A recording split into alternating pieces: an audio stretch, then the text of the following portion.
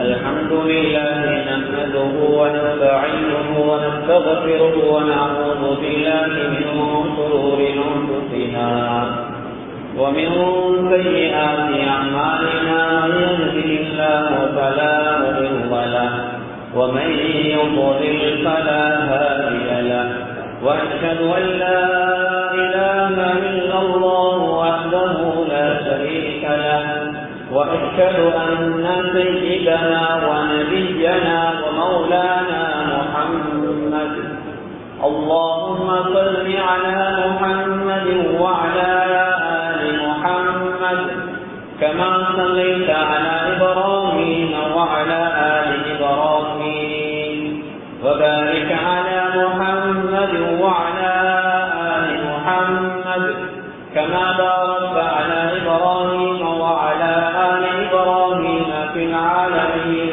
إنك حميد مجيد صلى الله عليه وآله وأزواجه وذرياته وأصحابه وأهل بيته أجمعين وأوصيكم عباد الله وإياي أولا بتقوى الله فإن التقوى رأس الأمور أما بعد فقد قال الله تبارك وتعالى في كلامه العزيز أعوذ بالله من الشيطان الرجيم بسم الله الرحمن الرحيم يا أبت لا تعبد الشيطان إن الشيطان كان للرحمن عصيا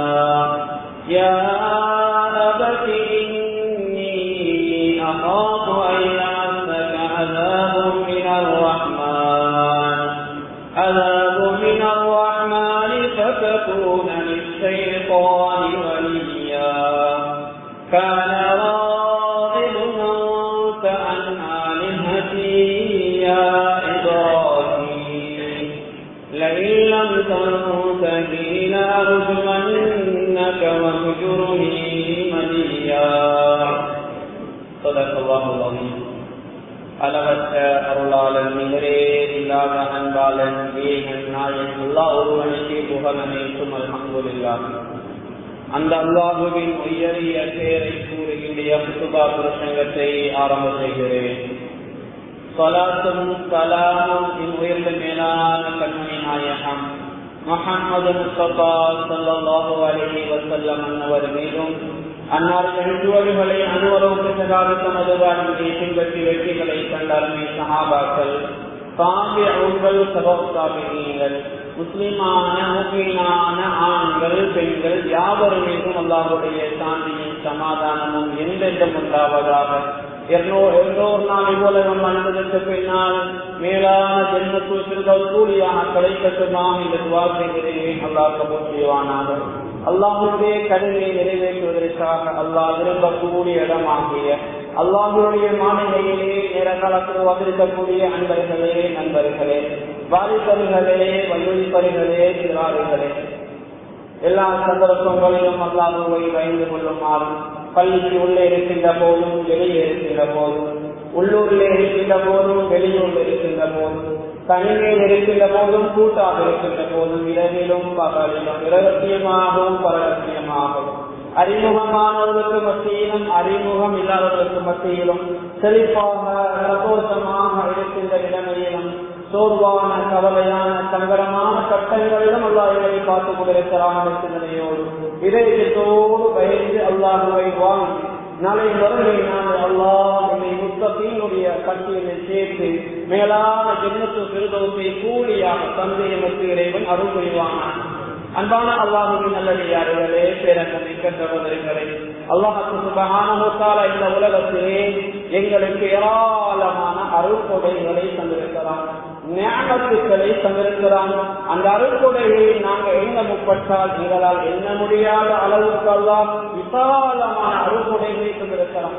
ஒரு இடத்தில் அல்லாஹ் சொல்லுகிறான், وَإِن تَعُدُّوا نِعْمَةَ اللَّهِ لَا تُحْصُوهَا அல்லாஹ் உங்களுக்கு தந்த அருள்கொடைகளை நீங்க என்ன முற்பட்டா உங்களால என்ன ஏலா அந்த அளவு அல்லாஹ் விசாலமான அருள்கொடைகளை தந்திருக்கிறான். அன்பானவர்களே, மூச்சை உள்ளே எடுக்கிறோம் ஒரு அருட்படை, மூச்சை வெளியே விடுகிறோம் ஒரு அருட்படை, ஒவ்வொரு இடத்துக்கும் ஒரு அருட்படை. இரவிலே கண்ணை பொத்தினால் தூக்கம் வருகிறது, அது ஒரு அருட்படை. எத்தனையோ பேர் படுக்கை அழைத்து செல்கின்றார்கள், தூக்கம் வராது. அன்பானவர்களே, அல்லாஹ் ஏராளமான அருட்கொடைகளை தந்திருக்கிறான்.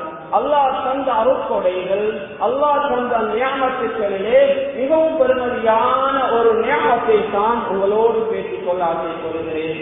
அது என்ன அருட்கொடை என்றால், அது என்ன நியாமத் என்றால், அன்பானவர்களே, குழந்தை பாக்கியம், குழந்தை செல்வம். இந்த உலகத்திலே உள்ள ஆக பெரிய செல்வம் கண்ணியமானவர்களே குழந்தை செல்வம் தான், குழந்தை பாக்கியம் தான். பெற்றோருக்கு மிகப்பெரிய செல்வம் குழந்தைகள், குழந்தைகளுக்கு மிகப்பெரிய செல்வம், மிகப்பெரிய கண்குளிர்ச்சி பெற்றோர்கள். இந்த இரண்டையும் தவிர மிகப்பெரியதொரு கண்குளிர்ச்சி இந்த உலகத்தில் வேறு ஒன்றுமே கிடையாது. அன்பான அல்லாஹ்வின் நல்லடியார்களே, இந்த உலகத்தில் நாங்கள் பார்க்கிறோம், அல்லாஹ் சுப்ஹானஹு வ தஆலா இந்த அருட்கொடைய பலவிதமாக கொடுத்திருக்கிறான். ஹஜ்ரத் யாக்கூப் அலைஹிஸ்ஸலாம் அவர்களுக்கு அல்லாஹ் ஏராளமான ஆண் மக்களை கொடுத்திருந்தான், தனி ஆண் மக்கள் மட்டும்தான். ஹஜ்ரத் ஷுஐப் அலைஹிஸ்ஸலாம் அவர்களுக்கு அல்லாஹ் ஏராளமான பெண் குழந்தைகளை கொடுத்திருந்தான். அவர்களுக்கு அல்லாஹ் பாக்கியமாக கொடுத்தது பெண் குழந்தைகள் தான். எங்கள் தலைவர் பெருமானார் ஸல்லல்லாஹு அலைஹி வஸல்லம் அவர்களுக்கெல்லாம் ஆண்களையும் பெண்களையும் கலந்து அந்த குழந்தை செல்வத்தை கொடுத்தான். எம்மிலே பலர் இருக்கிறார்கள், ஆண்கள் பெண்கள் இரண்டு சாராரையும் குழந்தைகளாக பாக்கியங்களாக பெற்றவர்கள். இன்னும் சிலர் இருக்கிறார்கள் ஆண்களை பாக்கியமாக பெற்றவர்கள், இன்னும் சிலர் இருக்கிறார்கள் பெண் குழந்தைகளை பாக்கியமாக பெற்றவர்கள், இன்னும் சிலர் இருக்கிறார்கள் எந்த குழந்தைகளையும் பெறவில்லை. எனக்கு தெரிந்த ஒரு நண்பர் இருக்கிறார், 17 வருடங்கள் திருமணம் முடிச்சு, ஆனா அவர் பண்ணாத கணம் இல்ல, அவர் கேட்காத துவா இல்ல, அவர் கொடுக்காத சதக்கா இல்ல, இனிமா எவ்வளவு தியாகம் செய்திருக்கிறார். ஆனா ஒரு குழந்தை பாக்கியக்கெல்லாம் அவருக்கு இன்னும் கொடுத்தில்ல. என்னோட கதைகின்ற போதெல்லாம் கண்ணீர் விடுவார் பிள்ளைகளை பற்றி விசாரிக்கிறார். அதாவது எதை சொல்கிறேன் என்றால், குழந்தை இருப்பவர்களுக்கு குழந்தை இருக்கிறதே அது மிகப்பெரிய செல்வம். குழந்தை கிடைக்கின்ற வழியை விட குழந்தை இல்லாதவர்களுக்குள்ள வழி அதிகம் என்பார்கள். குழந்தை கிடைக்கின்றவர்களுக்குள்ள வழி இருக்கிறதே தாய்மார்களுக்கு, அதை விட குழந்தை இல்லாதவர்களுக்கு வழி, வருத்தம், அந்த கவலை அதிகம் என்பார்கள். எனவேதான் அல்லாஹ்வின் நல்லடியார்களே, அல்லாஹ் தந்திருக்கின்ற இந்த குழந்தை செல்வங்களை இந்த உலகத்தை நாம் நல்லவர்களாக ஆக்க வேண்டும். அது எங்களுடைய கரங்களில் தான் இருக்கிறது. ஒவ்வொரு மனிதனுடைய வயதுகள் கூட அந்த மனிதனுடைய பொறுப்புகள் கூடிக்கொண்டே செல்கின்றன. அன்பானவர்களே, சாதாரண ஒரு குழந்தைக்கு உள்ள பொறுப்பு மாணவருக்கு இல்லை. கொஞ்சம் மாணவராகிட்டா அவருக்கு ஒரு பொறுப்பு இருக்கிறது. அவர் சம்பாதிக்க ஒன்றும் இல்லை, பெற்றோர் சம்பாதித்து கொடுப்பார்கள், அவர் படிக்க வேண்டும். அதற்கு பின்னால் வாலிபர் சும்மா இருக்க முடியாது, தந்தையோடு சேர்ந்து அவருடைய தொழிலுக்கு வேற விடயங்களுக்கு உதவி பண்ண வேண்டும். அதற்கு பின்னால் எல்லோரும் சேர்ந்து திருமணம் முடித்து வைப்பார்கள். அதற்கு பின்னால் அவருடைய பொறுப்பு அங்கே ஒரு புறம் இருக்க, அவர் திருமணம் முடித்த மனைவியுடைய பொறுப்பு, அதுக்கு பின்னால குடும்பமாகுவார். இப்படி வயதுகள் கூட பொறுப்புகள் கூடிக்கொண்டே போகின்றன. அன்பான அல்லாஹ்வின் நல்லடியார்களே, அந்த வகையிலே நாம் எல்லாம் அந்த உலகத்திலே பெற்றோராக இருக்கிறோம், பிள்ளைகளை ஈடெடுத்த தகப்பன்மாராக இருக்கிறோம். அதனால் எங்களுக்கு அல்லாஹ் பாரிய பொறுப்பை இந்த உலகத்திலே தந்திருக்கிறார். அன்பான அல்லாஹ்வின் நல்லடியார்களே, பரிசுத்த அல் குர்ஆனிலே அல்லாஹ் இந்த பிள்ளைகளை பற்றி சொல்கின்ற போது ஃபித்னா, சோதனை என்று அல்லாஹ் சொல்கிறான். குழந்தைகள் இந்த உலகத்திலே சோதனைகள் தான். அந்த சோதனையான பிள்ளைகளை எங்களுடைய விரோதியாக ஆக்குவதும், எங்களுக்கு கண்குறித்து தரக்கூடிய செல்வமான பிள்ளைகளாக ஆக்குவதும் அது எங்களுடைய வளர்ப்பிற்காக இருக்கிறது. ஒரு பிள்ளை நல்ல பிள்ளையாகுவதும் கெட்டை பிள்ளையாவதும், அது மோசமான ஒரு பிள்ளையாகுவதும் அந்த அன்னையின் அந்த பெற்றோரின் வளர்ச்சியிலே தான் இருக்கிறது. அன்பான அல்லாஹ்வின் நல்லடியார்களே, உங்களுடைய குழந்தைகளுக்கு மார்க்க அறிவை, அதவை, நல்வழியை காட்டிக் கொடுக்கின்ற போது அந்த குழந்தை எதிர்காலத்தில் சமூகத்துக்கு பிரயோஜனமான குழந்தைகள் ஆகுவார்கள். அன்பான அல்லாஹ்வின் நல்லடியார்களே, இன்னைக்கு இஸ்லாத்துக்கு அப்பால் உள்ள, இஸ்லாத்துக்கு எதிரானவர்கள் அல்ல எங்களுக்கு விரோதி, அதை விட மிகப்பெரிய விரோதி எங்களுடைய வீட்டுக்குள்ள இருந்து எங்களுடைய பிள்ளை எங்களுக்கு எதிரியாக மாறுவார். எப்போது கண்ணியமானவர்கள் எங்களுடைய குழந்தைக்கு மார்க்கத்தை கொடுக்க இல்லையா, தாய்தாப்புடைய கண்ணியத்தை கொடுக்க இல்லையா, தொழுகையை சொல்லிக் கொடுக்க இல்லையா, எங்கட பிள்ளை அல்லாஹ்வுக்கு சுஜூது செய்ய இல்லையா, அந்த பிள்ளை அல்லாஹ்வுக்கு கட்டுப்படாத பிள்ளை பெற்றோருக்கு கட்டுப்படாதவர்களே. எனவே பிள்ளைகளை வளர்க்க வேண்டிய வயதுல நல்ல முறையில வளர்க்கவில்லை என்றால் எதிரிகளை மதில்களுக்கு அப்பால் அல்ல, இஸ்லாத்துக்கு அப்பால் அல்ல, எங்களுடைய வீட்டுக்குள்ளே இருந்து எதிரிகளை கண்ணியமானவர்களை நாம் உருவாக்குகிறோம். நவுதுபில்லாஹ், அல்லாஹ் பாதுகாக்க வேண்டும். இன்றைக்கு எத்தனையோ பெற்றோர்களை பார்க்கிறோம், கண்ணீர் வடிக்கிறார்கள். ஒவ்வொரு நாளும் கண்ணியமான லட்சக்கணக்கான வருவாய், லட்சக்கணக்காக சம்பாதிக்க வருவாய் ப்ராஃபிட் மட்டும் லட்சக்கணக்கில் தேடுகிறார். ஆனா ஒரு 2 பிள்ளை கண்ணியமானவர்கள் அந்த பிள்ளைகளை நல்வழிப்படுத்த இல்ல, வருடம் முழுக்க கண்ணீரோட கவலையோட காலங்களில் இந்த எத்தனையோ தனவந்தர்கள் சொல்வதை பார்த்துக் கொள்கிறோம். அன்பான அல்லாஹ்வுடைய நல்லடியார்களே, எனவே எங்களை குழந்தை செல்வங்களை நல்லவர்களை ஆக்குவது எங்களுடைய பராமரிப்பிலே எங்களுடைய பொறுப்பில் இருக்கிறது. அதிலே முதலாவது விடயம் அன்பானவர்களே, ஒரு சாலிஹான பிள்ளைங்களுக்கு தேவையா, சாலிஹான மனைவியை திருமணம் முடிக்க வேண்டும். சாலிஹான மனைவியை சாலிஹான ஒருவர் திருமணம் முடித்தால் தான் சாலிஹான குழந்தை கிடைக்கும். அந்த குழந்தை கிடைத்து விட்டதா அந்த குழந்தைக்கு அழகான பெயர் சூட்ட வேண்டும். பெயர் என்பது ஒரு துஆ. ஒவ்வொரு நாளும் அந்த பிள்ளையுடைய பெயர், அந்த பிள்ளை அழைக்காது, பிள்ளை கூப்பிடாது, பிள்ளையுடைய பெயரை அந்த பெயரை அழைப்பது பிறந்தான். எனவே கண்ணியமானவர்களே, சிலருக்கு பெயர் வைத்திருப்பார்கள், ஆனா அந்த பெயரை கூப்பிட மாட்டார்கள், வேறு செல்ல பெயர்களை கூப்பிடுவார்கள். அன்பானவர்களே, பெயர் என்பது ஒரு துஆ. நல்ல பெயரை வையுங்கள், நல்ல கருத்துள்ள பெயரை வையுங்கள், அந்த பெயரை கொண்டே பிள்ளைகளை அழையுங்கள். அன்பானவர்களே, அது இஸ்லாம் சொல்லித் தருகின்ற ஒரு வழிமுறையாக இருக்குது. எனவே அந்த பிள்ளைகளுடைய அந்த பெயரை நல்ல முறையிலே வைத்துக் கொள்ள வேண்டும். சில பிள்ளைகளுக்கு பேர் வைக்கிறோம், அர்த்தம் கெட்ட பெயர்களை வைத்தால் சில வேளை அந்த அர்த்தத்துக்குரியதான் அந்த பிள்ளை ஆகிவிடுகிறது. எனவே நல்ல ஒரு பெயரை வைக்க வேண்டும். அடுத்ததாக அந்த பிள்ளைக்கு செய்ய வேண்டிய ஆரம்ப அதாவது இஸ்லாம் சொல்லித் தருகின்ற வழிகாட்டு இருக்கிறது. வலது காதல அதாவது இடது காதல எக்காமத்தும் அந்த பிள்ளைகளுக்கு அக்கீக்கா இப்படியான விடயங்களை செய்து கொடுக்க வேண்டும். அடுத்ததாக கண்ணியமானவர்களே, ஒரு குழந்தைக்கு ஆரோக்கியமான உணவு, ஒரு குழந்தைக்கு ஆரோக்கியமான உடல் தேவையா, தாய். அந்த தாய் 2 வருடங்கள் பால் ஊட்ட வேண்டும். அன்பானவர்களே, ஒவ்வொரு பெற்றோர்களும் இந்த விடயத்தில் கவனம் எடுங்க.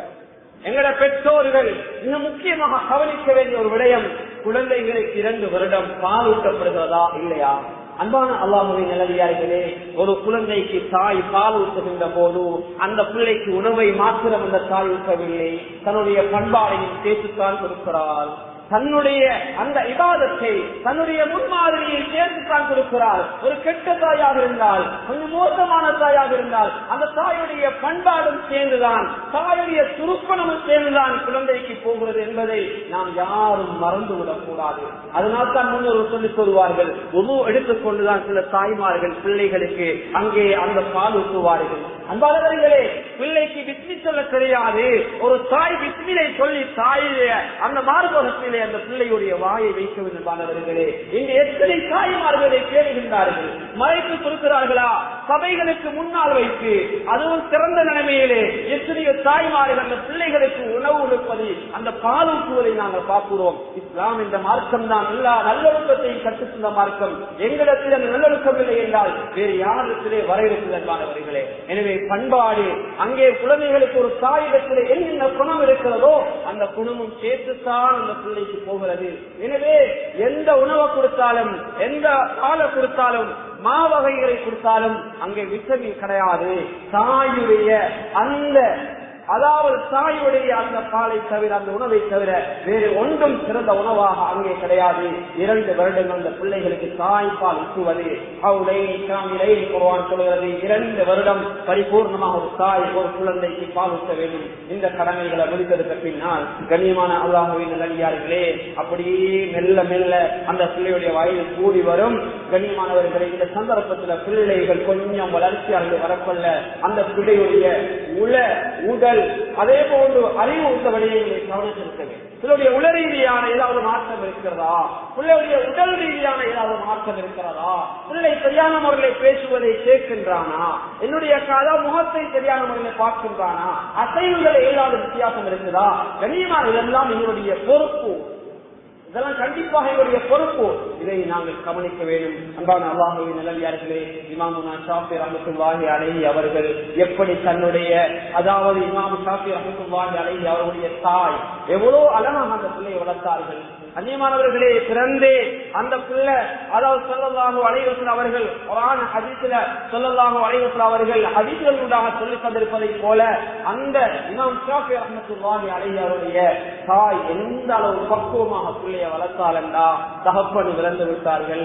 கண்ணியமானவர்களே, அதாவது கஷ்டப்பட்டு ஒவ்வொரு நாளும் அந்த அடுத்தடுத்த வீடுகளுக்கு போய் சின்ன சின்ன வேலைகளை தண்ணீர் ஊற்றி கொடுத்து அவருடைய தோட்டங்களில் சில வேலைகளை செய்தார். அந்த தாய் சிறிய ஒரு சம்பளத்தை எடுத்து அந்த இமாம் ஷாஃபி ரஹ்மத்துல்லாஹி அலைஹி அவருடைய அந்த படிப்பு ஓதலுடைய விடயங்கள்ல அந்த பிள்ளைக்கு கொடுக்க வேண்டிய மார்க்க ஆன்மீக வழிகாட்டல்கள் ஈடுபட்டார்கள். அன்பானவர்களே, அந்த தாய் அந்த பிள்ளையை சுமந்திருக்கக்கூடிய சந்தர்ப்பத்தில் பல தடவைகள் குர்ஆனை ஓதி முடித்திருக்கிறார்கள்.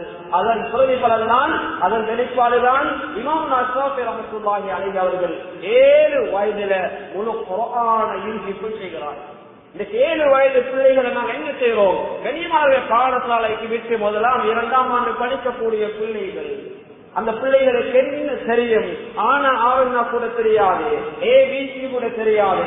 அந்த சின்ன பிள்ளைகள் ஆபாசா என்று சொல்லக்கூடிய தெரியாத பிள்ளைகள், கண்ணியமானவர்களை இமாமுனா ஷாஃபி ரஹ்மத்துல்லாஹி அலைஹி அவர்கள் 7 வயதுல முழு குர்ஆனை உள்ளத்துல கொண்டு வந்தார்கள் என்றால் எந்த மதரசாக்கு போகல. அந்த சிறுபிராயம் அவருடைய தாயுடைய அந்த மடியில் தான் அந்த குர்ஆன் விட்டு செய்யப்படுகிறது. தாயுடைய அந்த பக்குவம் தான் பிள்ளையை ஹாஃபிலாக மாற்றுகிறது. அன்பானவர்களை, எங்களுடைய தாய்மார்களால் முக்கியமாக ஏகும்.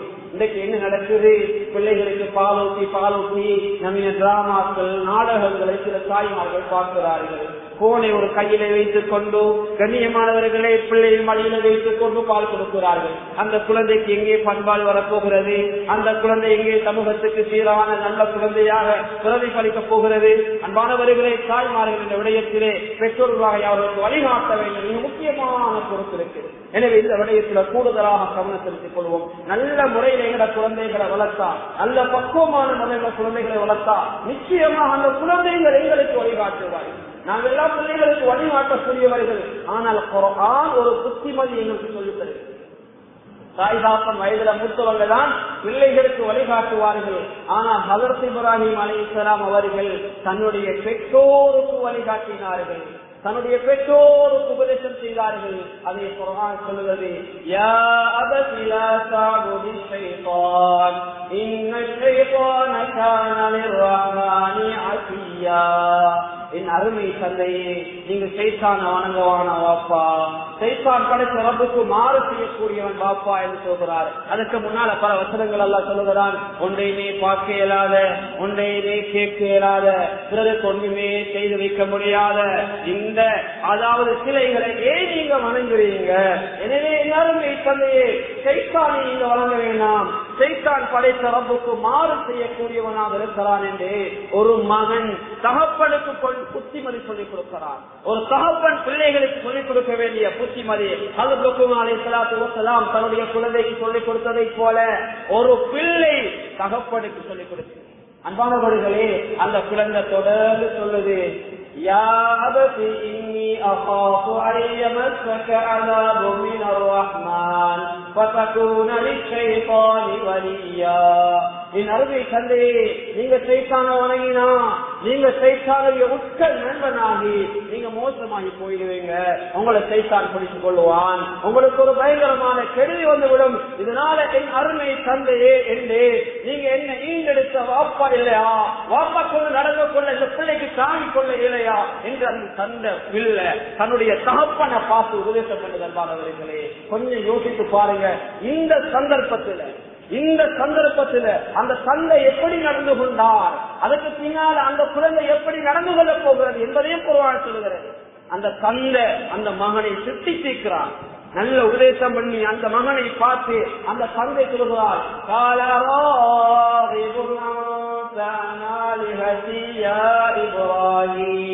لئن لم تنتهي لأرجمنك என்ன இப்ராஹிம் சொல்ற, இவ்வளவு காலம் நாங்க வணங்கிட்டு வந்த இந்த விக்கிரக ஆராதனைகளை, இந்த சைத்தான்களை வணங்க வேணாம் என்றா சொல்றாய், இதை நாங்க விட மாட்டோம், இந்த வேலையை நீ விட்டுவிடு, அப்படி இல்லைன்னா மகனே உன்னை கல்லால் அடித்துக் கொள்ளுவேன், என்ன விட்டு ஒதுங்கிறேன் தந்தை தன்னுடைய மகனை பயமுறுத்தாட்டுகிறார். அந்த சந்தர்ப்பத்தில் அந்த அருமை மகன் அந்த தந்தைக்காக துவா செய்கிறார்.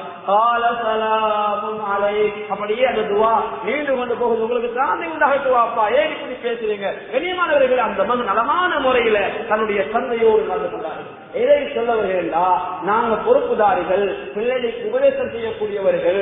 நாங்க உபதேசம் செய்யாம இருந்தா, எங்கட பிள்ளைகளை நல்ல முறையில வளர்த்து விட்டா, நாங்க ஒரு காலம் வழி தவறினால், நாங்க ஒரு காலம் கருத்தினால், நாங்க ஒரு காலம் அல்லாஹ்வை விட்டு தூரமானால், எங்களுடைய குழந்தை எங்களுக்கு வழிகாட்டுவார்கள். இமாம் நஸ்ராவி ரஹ்மத்துல்லாஹி அலைஹி அவர்களை போல கனிமான அல்லாஹ்வின் நல்லடியார்களே, அவர்கள் உஸ்தாதுமார்கள் கூட சில சந்தர்ப்பங்களை பாடங்கள்ல முன்னப்பின்னாகின்ற போது அந்த மாணவன் வழிகாட்டக்கூடிய சிறந்த முன்மாதிரிக்குவாக இருந்தார். இதனால ஒரு தாயுடைய நல்ல பராமரிப்பு, ஒரு தாயுடைய நல்ல வழிகாட்டல், ஒரு தாயுடைய நல்ல பக்குவம், இதனாலதான் அந்த பக்குவம் கிடைக்கிறது. கண்ணியமானவர்களே, அஸ்திவாரங்கள் சீராக இல்லை என்றால் கட்டிட சீராக இருக்காது. இந்த பாருங்க, கொத்தாந்தி ஜும்மா பள்ளி மாஷா அல்லாஹ் போட்ட அஸ்திவாரம் சீராக இருப்பதனால 2 மாடி மாஷா அல்லாஹ் நல்ல அழகாக இருக்குது. எந்த பிரச்சனையும் இல்லாம இருக்குது. மேல்மாடியிலே அளவு சொல்லலாம், மேல்மாடிக்கு இதை விட இன்னும் 2 மடங்கு போய் சொல்லலாம். ஆனா எந்த இடையூறும் இல்லாம இருக்குது. இந்த அஸ்திவாரம் சீராக இருப்பதனால கட்டிடம் சீராக இருக்குது. அஸ்திவாரமாக இருக்கின்ற பெற்றோர்களாக நாங்க சீராக இருந்தா கட்டிடமாக இருக்கக்கூடிய எங்களிடமிருந்து அஸ்திவாரத்துக்கு பின்னால் உருவாகக்கூடிய கட்டிடமாக இருக்கின்ற இந்த குழந்தைகள் சீரானவர்களாக பக்குவமானவர்களாக நிச்சயமாக இந்த குழந்தைகள் ஆகுவார்கள் என்பதிலே எந்த சந்தேகம் கிடையாது. அல்லாஹ்வின் நல்லடியார்களே, முதலாவது குழுவிய அந்த பேர் வைப்பது, அந்த பிள்ளை கொடுக்கக்கூடிய அந்த தாய்ப்பால், இந்த விடயங்களை கவனம் செலுத்துவது, அதுக்கு அடுத்ததாக அந்த பிள்ளையுடைய உடல் ரீதியான மாற்றங்களை அவதானித்து அதற்கு ஏற்றால் போல் அந்த பிள்ளைகளோடு நாம் நடந்து கொள்வது. அடுத்த கண்ணியமான அல்லாஹ்வின் நல்லடியார்களே, பிள்ளைகளுடைய வயது கூட கூட பிள்ளைகளுக்கு ஆன்மீக பகுதியிலே வழிகாட்டுவது, பிள்ளை 7 வயதானா பிள்ளைக்கு தொலை பழக்குவது. கண்ணியமானவர்கள், இப்படி 10 வயதான பிள்ளை தொலைலையா அந்த பிள்ளைக்கு அடிக்காவது, அந்த பிள்ளையை தொலை வைக்கிறது. அன்பான அல்லாஹ்வின் நல்லடியார்களே, அந்த பிள்ளைகளுக்கு உறவு முறையை அறிமுகப்படுத்துவது. நாளைய கியாமத்துடைய நாளில் அல்லாஹ் எங்களை தனி மனிதனாக எழுப்பாட்ட மாட்டான். உறவுகளோட சேர்த்து எங்கட தாயுடைய தகப்பனுடைய பெயரை சேர்த்துத்தான் அல்லாஹ் எங்களை அழைப்பான். எனவே என்பவர்களே, உறவு முறைகளை பிள்ளைகளுக்கு அறிமுகப்படுத்துவது மிக முக்கியமான ஒரு விடயம். இன்றைக்கு உறவு முறைகளை நாங்கள் அறிமுகப்படுத்துவது கிடையாது, உறவு முறைகளை நாங்கள் தெரியப்படுத்துவது கிடையாது. அதனால மிகப்பெரிய ஒரு பாக்கியம் எங்களோட குழந்தைகளுக்கு உறவு முறைகளை அதாவது அறிமுகப்படுத்துவதும், தாயுடைய அந்த தந்தையுடைய சகோதர சகோதரிகள், அவருடைய பிள்ளைகள், அவர்கள் எங்க இருக்கிறார்கள், நிறைய விடுமுறை காலங்களில் அவர்களை கொண்டு போய் அறிமுகப்படுத்த வேண்டும். ஒரு காலம் நாம் இல்லாவிட்டால் பிள்ளைகளுக்கு வசியத்து கொள்ள வேண்டும். என்னுடைய அதாவது உடன்பிறப்புகள் இன்னென்னாக இருக்கிறார்கள், அவர்களோடு மாமி மாமாங்களோடு சாட்சி சாச்சாங்களோடு நல்ல முறை இருக்க வேண்டும், பெரியப்பாமார் நல்ல முறை இருக்க வேண்டும். நான் இல்லாவிட்டால் என்னுடைய அந்தஸ்தில் அவர்கள் இருக்கிறார்கள், அவர்கள் சொல்லுகின்ற புத்திப்பதியை கேட்டு கிடக்க வேண்டும். ஊரிலே நல்ல விடயங்கள் நடந்தால், வீட்டிலே நல்ல விடயங்கள் நடந்தால், ஏதாவது நல்ல விடயத்தை நீங்கள் ஆரம்பிக்க போனால் கண்டிப்பாக நான் இல்லாவிட்டாலும் அவர்களிடத்திலே மசூரா பெற்றுக் கொள்ள வேண்டும். அவருடைய துவாவோடு ஒவ்வொரு எல்லா விடயங்களையும் எடுத்துச் செல்ல வேண்டும் என்று அந்த பிள்ளைகளுக்கு ஹயாத்தோடு இருக்கின்ற போது பெற்றோர்கள் வசியத்து பண்ண வேண்டும். கண்ணியமானது, இந்த வசியத்து இல்லை என்றால் அந்த பிள்ளைகள் எதிர்காலம் பாதிக்கப்படும். குழந்தைகள் பெருமதியானவர்கள். கண்ணியமான அல்லாஹ்வின் நல்லடியார்களே, மௌத்துக்கு பின்னால் அழியாத ஒரு செல்வம் இருக்கும் என்றால் அது குழந்தை செல்வம் தான். ஹஜ்ரத் ஜக்கரியா அலைஹிஸ்ஸலாத்து வஸலாம் அல்லாஹ்விடத்திலே கையேந்தினார்கள். ரப்பி லா தஸர்னி ஃபர்தா வ அன்த கைருல் வாரிசீன். இறைவா, இந்த உலகத்துல என்ன தனி மனிதனாக ஆக்கிடாத. எவ்வளவு பெரிய துவா. யா அல்லாஹ், இந்த உலகத்துல என்ன தனி மனிதனாக ஆக்கிடாத. வாரிசு கொடுப்பதில்ல, குழந்தைகள் கொடுப்பதில்ல, நீ மேலானவன், எனக்கு ஒரு வாரிசை தந்துவிடு யா அல்லாஹ். ஹஜ்ரத் ஜக்கரியா அலைஹிஸ்ஸலாத்து வஸலாம் அன்னவர்கள் அல்லாஹ்விடத்திலே கையேந்தினார்கள். அல்லாஹ் அவர்களுக்கு ஒரு குழந்தையை கொடுத்தான். فاستجبنا له ووهبنا له يحيى واصلحنا له زوجا. அவருடைய மனைவியோ மலர்ச்சி தன்மையுள்ளதா, அந்த மலட்டின் தன்மையை அல்லாஹ் மாற்றி அவர்களுக்கு யஹ்யா என்ற ஒரு குழந்தைய நாங்கள் விடையளித்து அவர்களுக்கு கொடுத்தோம், அவருடைய துஆவுக்காக கொடுத்தோம் என்ற செய்தியை அல்லாஹ் பரிசுத்த அல் குர்ஆனிலே சொல்லுகிறார். அன்பான அல்லாஹ்வின் நல்லடியார்களே, நபிமார்கள் மன்றாடி பெற்றுக் கொண்ட செல்வம் குழந்தை செல்வம் நானும் நீங்களும் கேட்காமல் எல்லாம் எங்களுக்கு தந்திருக்கிறார். அதனால அதனுடைய பெருமதி எங்களுக்கு விளங்காது. சிலர் பார்ப்போம் எத்தனையோ பிள்ளைகளை பெற்று வளர்த்திருக்கிறார்கள். பிள்ளைகளுடைய அந்த விடயத்திலே கவனீனமாக இருக்கிறார்கள். அண்மையில் ஒரு இடத்துல பார்த்தோம், கனிமான அல்லாஹ்வின் நல்லடியார்களே, போதைக்கு வசத்துக்கு அடிமையான ஒரு கணவர், தனக்கு அந்த கணவருக்கு 3 பிள்ளைகள். கண்ணியமான அல்லாஹ்வின் நல்லடியார்களே, 2ஆம் ஆண்டு படிக்கக்கூடிய அந்த வயது, அந்த காலத்தில் அந்த 2ஆம் ஆண்டு படிக்கக்கூடிய வயது. ஆனா அந்த பிள்ளைய இன்னும் பள்ளிக்கூடம் சேர்த்தில்ல, மார்க்கத்தை படிக்கக்கூடிய ஆன்மீக வழிகாட்டலுக்கு அந்த பிள்ளையை சேர்த்தில்ல. யாருடைய பிள்ளைகள்? கண்ணியமானவர்களே, எங்களை போனும் உங்களுடைய பிள்ளைகள் தான். கண்ணியமானவர்களே, எதனால வந்த விளைவு? கண்ணியமானவர்களே, பாரதூரமான அந்த பாவத்தால் வந்த விளைவு. அதனால அவங்களோட ஊர்கள் எல்லாம் மாஷா அல்லாஹ் பாதுகாத்து வைத்திருக்கிறார். எதிர்காலத்தில் அப்படியானவர்கள் உருவாகி விடாமல் பாதுகாப்பதனுடைய பொறுப்பாக இருக்கு.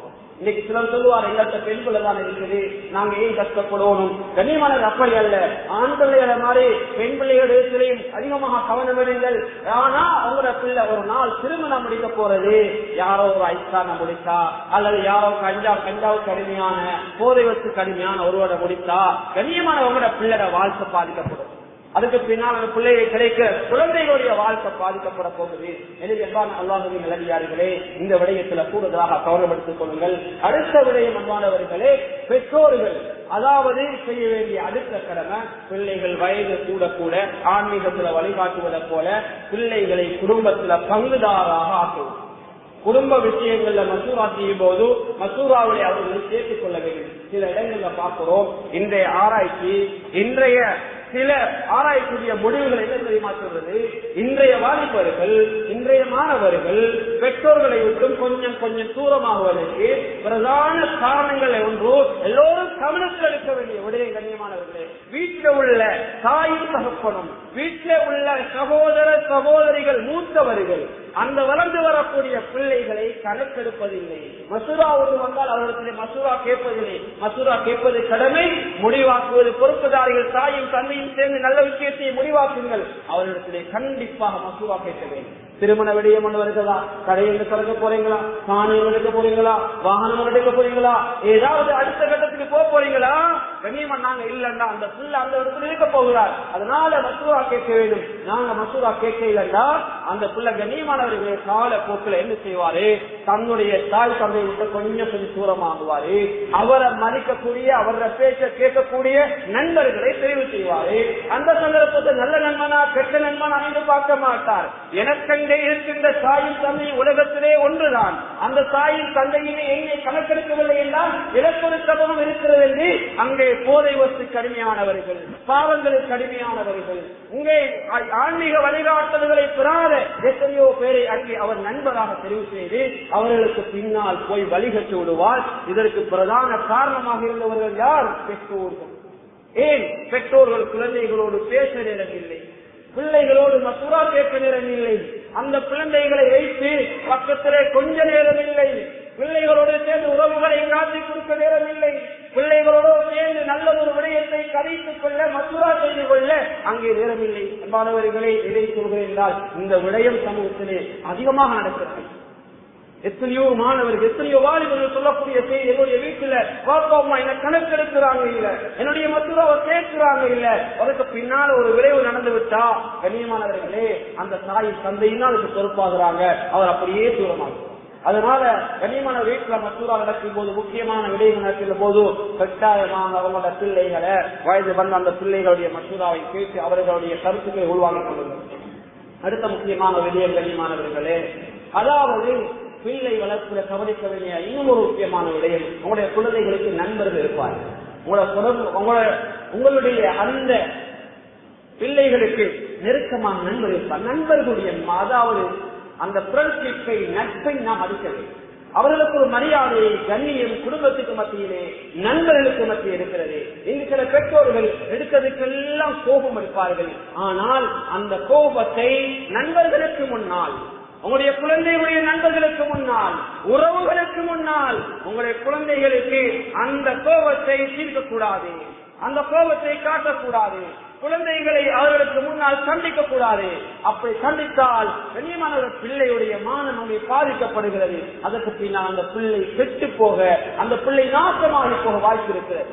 ஒரு பிள்ளை ஒரு தவறு செய்யறதா, கண்ணியமானவர்களே, நான் செய்யாத தவறு, என்னுடைய தந்தையிடத்தில் இல்லாத தவறு, தாயிடத்தில் இல்லாத தவறு, குடும்பத்தில் இல்லாத ஒரு தவறு என்னுடைய பிள்ளை பழகிருக்கிறே, பரவாயில்லை, பிள்ளைய கூப்பிடுங்க. மகன், பாப்பா செய்யாத தவறை நீங்க செய்றீங்களே, உம்மா செய்யாத தவறு, குடும்பத்துல இல்லாத ஒரு தவறை நீங்க புதிதாக பழகிக்கிறீங்களே, மகன் தெரியல வாப்பா, நாங்க நல்ல பரம்பரை, நல்ல முறையில் இருக்கணும், இன்னும் உங்கதான் சேரணும் என்று வசியத்து பண்ணுங்க, உபதேசம் பண்ணுங்க. நிச்சயமா அவங்களோட பிள்ளை நல்ல பிள்ளையா வருவான். இன்றைய உலகம் சைக்காலஜியில் சொல்லக்கூடிய மிக முக்கியமான ஒரு தத்துவம் என்ன தெரியுமா? உளவியல் சொல்றது, இன்றைய குழந்தைகள் ரெஸ்பெக்டுக்கு அடிமை கிடையாது. மனைவியாக இருக்கலாம், மனைவி ரெஸ்பெக்ட் கடுமை கிடையாது. குழந்தைகளா இருக்கலாம், ரெஸ்பெக்ட் கடுமை கிடையாது. நிர்வாகமாக இருக்கலாம், ஜமாத்தார்கள் ரெஸ்பெக்ட் கடுமை கிடையாது. அவர்கள் அடிமை அன்புக்குத்தான். மாணவர்களா அடிமை அன்புக்குத்தான். ஆசிரியர்களே, அன்பை பிறப்பால் அல்ல படித்துக் கொடுப்பது, அன்பால். அர் ரஹ்மான் அல்லமல் குர்ஆன், இறைவன் சொல்லுகிறான், குர்ஆனை கற்றுக் கொடுத்த ரப்பு சொல்லுகிறார், அர் ரஹ்மான். அல்லாஹ்வுக்கு 99 சிபத். அர் ரஹ்மான், இரக்கமுள்ள நாயன் தான் குர்ஆனை கற்றுக் கொடுத்தான். எவ்வளவு சிபத் இருக்கு. அதை வச்சு அல்லாஹ் சொல்லலாம், வேறொரு சிபத்தை வச்சு கனிமா இரக்கமுள்ள ரப்பு குர்ஆனை கற்றுக் கொடுத்தான். எனவே இரக்கமாகத்தான் இந்த சமூகத்தை வழிநடத்த வேண்டும், பண்பாடாளர்களை வழிநடத்த வேண்டும். ரெஸ்பெக்டாக நீங்க எதை சொல்ல போனாலும் நடக்காது. அன்பாக மகன் மாணவன் இப்படி செய்ய வாப்பா, அப்படி செய்ய வாப்பா, நிச்சயமாக அது நடக்கும். அன்பானவர்களை, இந்த விடயத்தில் கவனத்தை எடுத்துக் கொள்ளுங்கள். அடுத்ததாக கண்ணியமான அல்லாஹ்வின் நல்லடியார்களே, அந்த பிள்ளைகளுடைய எதிர்காலம் பாதிக்காத வகையிலே அந்த பிள்ளைகளை பருவ வயது அடைந்ததுக்கு பின்னால் நாங்கள் கண்காணிக்க வேண்டும். கண்காணிப்பு என்பது எங்களை விட்டு தூரமான ஒன்றாக இருக்கிறது. ஏன்னா அந்த அளவுக்கு இந்த உலகம் எங்களை, அதாவது மிக பயங்கரமான ஒரு தோழிக்குள்ள, வேலை பழுக்களுக்குள்ள எங்களை ஏற்றிருக்கிறது. இன்றைக்கு போனுக்க போனா ஒரு மனுஷியானம் கண்ணியமான எங்களை அறியாம நேரம் போகுது. ஒன்றை உள்ளத்தில் ஆழமாக பதியவே இல்லை.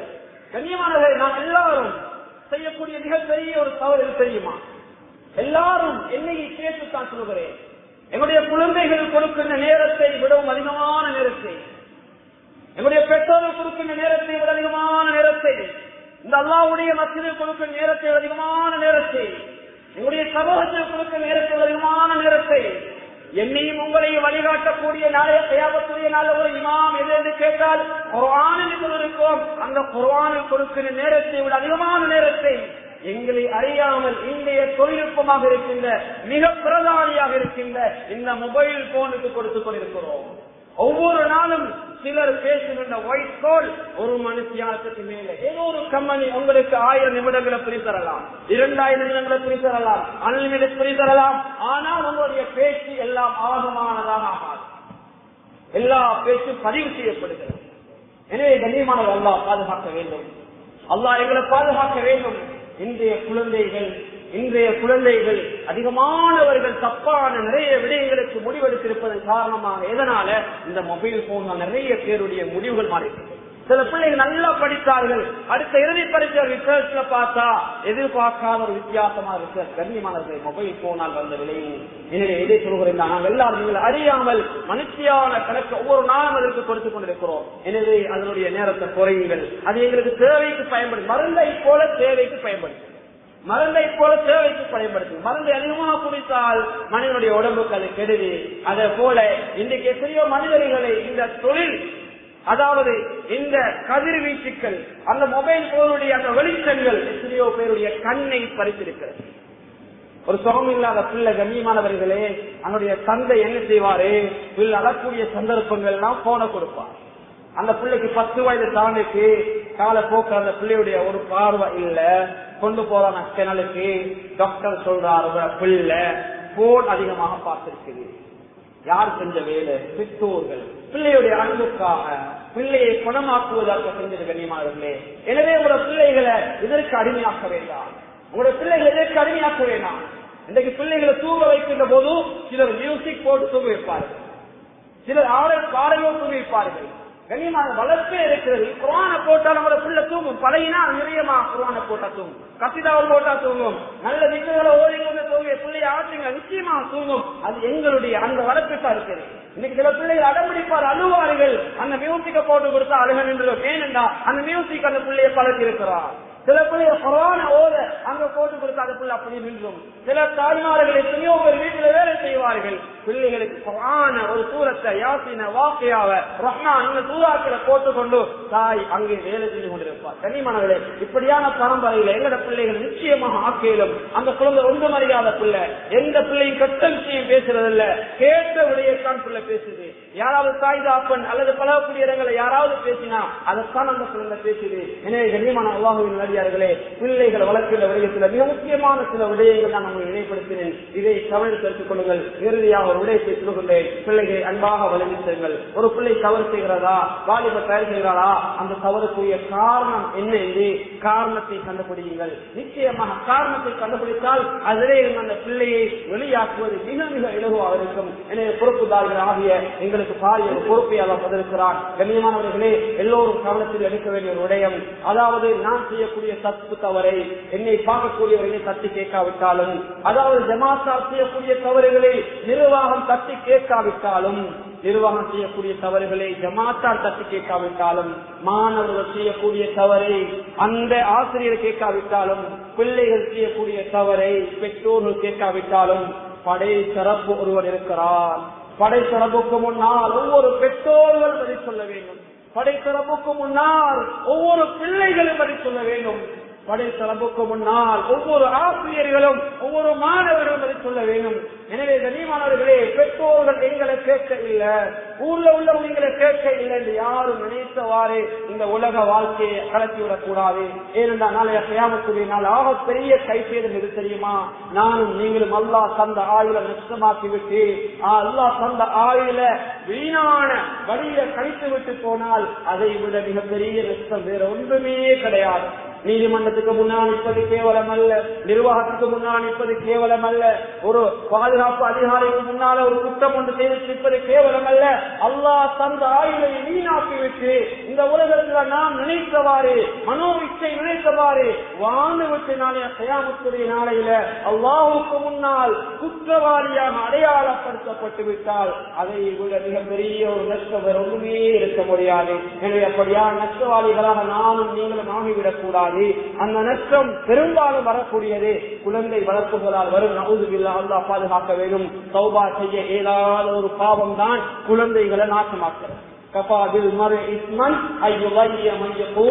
யார் யாருக்கு நாங்கள் செலவழிப்பது எங்கள் மீது கடமையாக இருக்குதோ அவர்களுடைய வாழ்க்கையை நாசமாக்குறது, அவங்களுக்கு நல்வழியை காட்டி கொடுக்காம இருப்பது, இந்த ஒரு பாவம் போது மனிதன் அழிந்து போவதற்கு நாசமாகி போவதற்கு என்று செய்து முஸ்லிம்ல பதிவு செய்யப்பட்டிருக்கு. கண்ணியமாக கூட பிள்ளை வழிகட்டு போறாங்களா, அந்த பிள்ளை ஒரு தப்பான பாதையில போகுதா, கண்ணியமானவர்களே அந்த பாவம் இருக்குது, அந்த பிள்ளை திருந்த இல்லல்லா, அந்த பாவத்துக்கு தாய் தாப்பனால தௌபா செய்ய இயலாத ஒரு பாவம், ஒரு ஹராமான முறையிலே, அதாவது பாவமான முறையில் ஒரு குழந்தை கிடைத்திருக்குது, அதுக்கு நாங்க ஹலால் கூட்டின்னு சொல்ல மாட்டோம், ஒரு வார்த்தையை சொல்லுவோம்.